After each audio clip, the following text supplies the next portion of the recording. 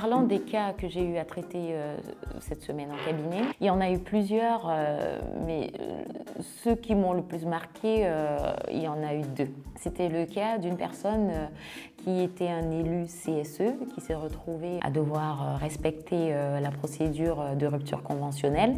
Il n'en avait aucune idée, il ne savait pas comment faire face à son employeur. Est-ce qu'il avait des délais de rétractation, ou plus exactement, il a parlé de délai de rétractation, mais il s'agit en fait d'un délai de réflexion. À quel moment est-ce qu'il pouvait mettre en exergue son droit à ce délai de réflexion? Est-ce qu'il fallait également prévenir l'inspection du travail pour les cas de rupture conventionnelle pour les salariés protégés? Au cabinet, on a dû traiter cette question. On a dû également traiter la question d'un employeur qui avait complètement oublié de rémunérer son salarié sur une période de 3 mois.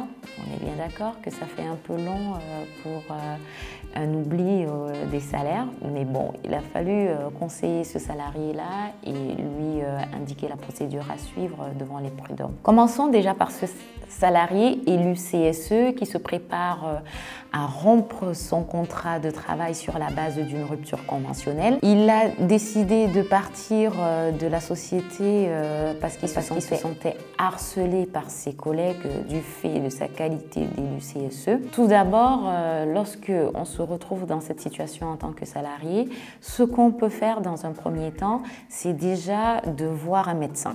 Quand on est harcelé moralement, il est important de voir un médecin qui pourra nous faire une ordonnance pour un suivi psychologique. C'est souvent ce que je conseille aux salariés parce qu'on a toujours du mal à gérer ses émotions face aux collègues qui sont moins enclins à nous comprendre. Donc, prévoyez vraiment un suivi psychologique auprès d'un psychologue ou d'un psychiatre dans un premier temps. Dans un deuxième temps, il est important de devoir notifier à votre employeur que vous êtes dans une situation de harcèlement moral parce que l'employeur, dans ce cas, il a une obligation de mener une enquête interne pour pouvoir trouver les harceleurs et pour pouvoir faire cesser toute exaction dans ce sens. Ça, c'est le premier point. Le deuxième point, c'est que le salarié qui veut engager une rupture conventionnelle alors qu'il est un salarié protégé doit, dans un premier temps, envoyer un mail à son employeur pour lui faire comprendre que, bien évidemment, il veut rompre le contrat. Dans le cadre de ce mail ou de l'envoi aussi d'un courrier recommandé avec accusé de réception, l'employeur doit devoir avoir un entretien avec ce salarié pour pouvoir comprendre quels sont ses arguments. Une fois que cet entretien passé et qu'ils se mettent d'accord pour une rupture conventionnelle, ce que le salarié a la possibilité de faire, c'est de signer son contrat de rupture conventionnelle. Une fois la rupture conventionnelle signée, il a 2 semaines comme délai de réflexion pour pouvoir revenir sur sa signature, pour pouvoir revenir sur son consentement. On peut expliquer en revenant sur son consentement qu'il était altéré, ce consentement, par une émotion négative. En tout cas, il a le droit de pouvoir revenir sur son consentement au bout de 2 semaines. Une fois que les 2 semaines sont passées, l'employeur peut tout simplement envoyer à l'inspection du travail pour validation.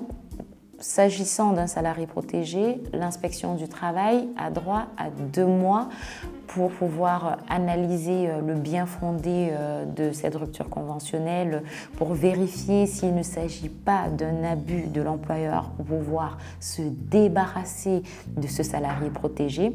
Et une fois les 2 mois passés, sans retour de l'inspection du travail, on considère que le salarié pourra rompre son contrat parce qu'il s'agira d'une autorisation de l'inspection du travail. Pendant les 2 mois qui sont octroyés à l'inspection du travail, l'inspecteur du travail a la possibilité de remettre en question la rupture conventionnelle de ce salarié et de revenir dans l'entreprise en imposant à l'employeur des vérifications. Il est également important de rappeler que bien avant cette signature de rupture conventionnelle, l'employeur doit soumettre ce contrat ou cette convention à l'avis du CSE, s'agissant d'un salarié protégé.